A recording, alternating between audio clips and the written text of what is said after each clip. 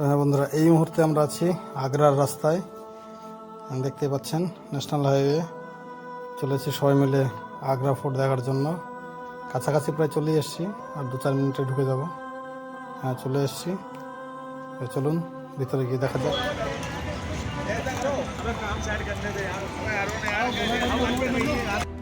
তো এসে গেছে বন্ধুরা আপনাদের সামনে আজকে আরেকটি নতুন ভিডিও নিয়ে, একদম নতুনত্ব কিছু। এসে গেছে আমরা সবাই আগ্রা ফোর্ট দেখতে। ফোর্ট মানে হচ্ছে দুর্গ, মুঘল আমলের সেই আগ্রা দুর্গ। আমরা ভিতরে যাব, সবাই দেখব। আশা করি সবার খুব ভালো লাগবে। তো চলুন ভিতরে গিয়ে সবাই দেখি আর এর আনন্দ উপভোগ করি। আর সঙ্গে থাকবেন, শেষ পর্যন্ত অবশ্যই দেখবেন। তো দেখতে পাচ্ছ বন্ধুরা কি ফুল টাইট সিকিউরিটি। রীতিমতো এখানে সেন্ট্রাল ফোর্স দ্বারা চেকিং করে তারপরে ভিতরে ঢোকানো হয় প্রত্যেক পর্যটকদের।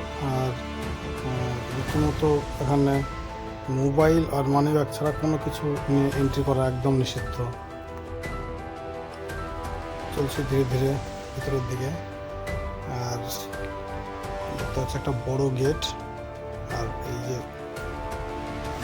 ঢাল টাইপের রাস্তা আর কি। আরেকটা গেটের কাছে চলে এলাম। দেখতে পাচ্ছেন শয়ে শয়ে হাজার হাজার লোক প্রতিনিয়ত এখানে যাওয়া আসা করে। আর রাস্তাটা ঢাল, মানে আমরা মনে হচ্ছে হালকা হালকা করে অল্প অল্প করে উঁচুর দিকে উঠছে। অ্যাকচুয়ালি এইভাবে উঠতে উঠতে আমরা একদম উপরে উঠে যাব, এবং লাস্টে গিয়ে দেখা যাক কি হচ্ছে ভেতরে যাই। এই আগ্রা ফোর্টের ইতিহাস কিছু না বললেই নয়। তা আমরা সবাই মিলে দেখতে থাকি, আর এর ইতিহাসটা সংক্ষিপ্ত আকারে আমি বলার চেষ্টা করব। আর তোমার বললাম যে একটু ভুলভ্রান্তি হতে পারে, প্লিজ কেউ পার্সোনালি নেবেন না, কারণ মানুষ মাত্রই ভুল হয়। হ্যাঁ বন্ধুরা, ভিডিওটি অবশ্যই শেষ পর্যন্ত দেখুন, আশা করি খুব ভালো লাগবে। আর লাইক, ফলো, সাবস্ক্রাইব করে আমাদের সঙ্গে থাকুন। পরবর্তী ভিডিও পাওয়ার জন্য নোটিফিকেশান বেলটি অন করে রাখুন, আর অল বটনটা চালু রাখবেন, যাতে ভিডিও আপলোড করার সঙ্গে সঙ্গে আপনাদের কাছে নোটিফিকেশানটি চলে যায়। উত্তরপ্রদেশের আগ্রা শহরে অবস্থিত আগ্রা দুর্গ, যেটাকে আমরা সবাই আগ্রা ফোর্ট নামে চিনি, যা মুঘলদের দ্বারা তৈরি দুর্গগুলির মধ্যে অন্যতম একটি। শোনা যায় ইট দ্বারা তৈরি এই দুর্গটি প্রথমে বাদলগড় দুর্গ নামে পরিচিত ছিল, যা মুঘলদের আগে এখানে মোহাম্মদ গজনবী, সিকেন্দর লোদি, ইব্রাহিম লোদি এই সমস্ত রাজাদের এখানে আধিপত্য ছিল। কিন্তু তখন প্রায় এই দুর্গটি ধ্বংসস্তূপে পরিণত হয়ে গিয়েছিল। কিন্তু 1858-তে মুঘল সম্রাট আকবর এই জায়গার গুরুত্ব বুঝতে পেরে এখানে তার রাজদরবার ও রাজধানী বানানোর সিদ্ধান্ত নেয়। 1565 সালে এই দুর্গ নির্মাণের কার্য শুরু করে, এবং 1573 সালের মধ্যে এই 8 বছরে সেটি তৈরির কাজ সম্পূর্ণ করে। এবং পরে তার উত্তরাধিকারীরা যেমন জাহাঙ্গীর, শাহজাহান, ঔরঙ্গজেব এটাকে আরও বিস্তার ও নতুনত্ব নিয়ে আসে, এবং প্রায় 95 বছর ধরে সেই কার্যকলাপ চলতে থাকে, এবং 1860 সালে এসে সেই রূপ পায় যেটা আজ আমরা দেখতে পাই। শোনা যায় সেই সময় প্রায় 4000 কারিগর দ্বারা প্রায় 35 লক্ষ টাকা খরচ করে এটিকে তৈরি করা হয়েছিল, এবং যেটা 2.5 কিলোমিটার এরিয়া নিয়ে অবস্থিত।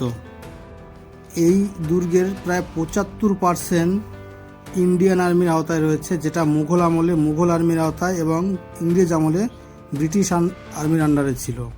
শাহজাহান ও মমতাজের জন্য তৈরি বিশেষ কক্ষ এতটাই সুন্দর যে আপনি দেখলে তাক লেগে যাবেন। এখানকার দেওয়ালে লাগানো ছিল নানা রকমের বহু দামি রত্ন, সোনা, হিরে।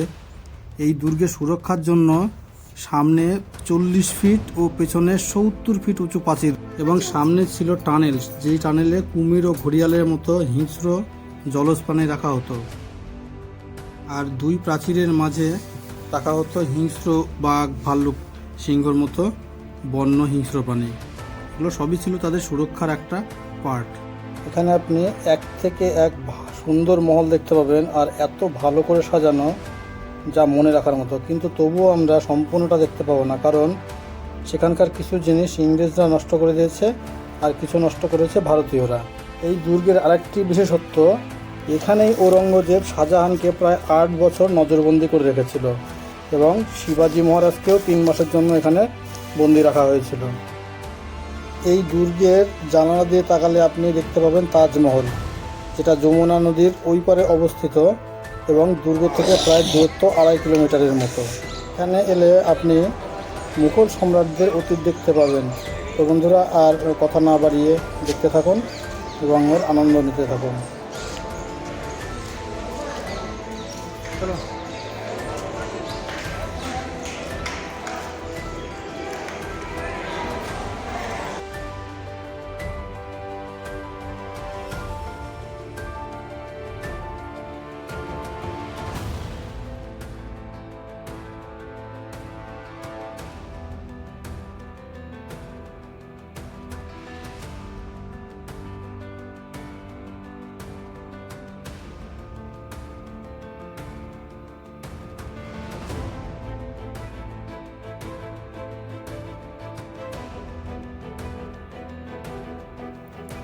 এই যে দেখুন, এখান থেকেই দেখা যাচ্ছে তাজমহল।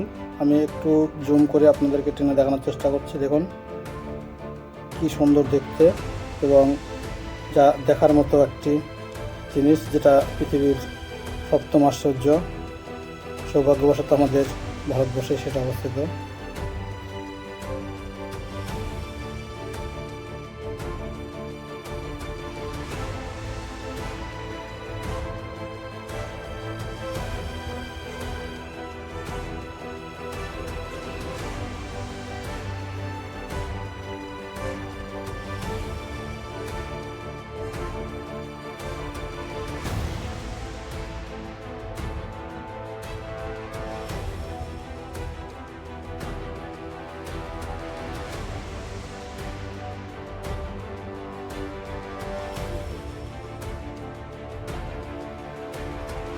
তো বন্ধুরা, যারা এখনও চ্যানেলটিকে সাবস্ক্রাইব করেনি অবশ্যই সাবস্ক্রাইব করুন আর লাইক ফলো করে আমাদের সঙ্গে থাকুন। নোটিফিকেশান বেলটা অবশ্যই অন করে রাখবেন যাতে নেক্সট ভিডিও দেওয়ার সঙ্গে সঙ্গে আপনারা পেয়ে যান।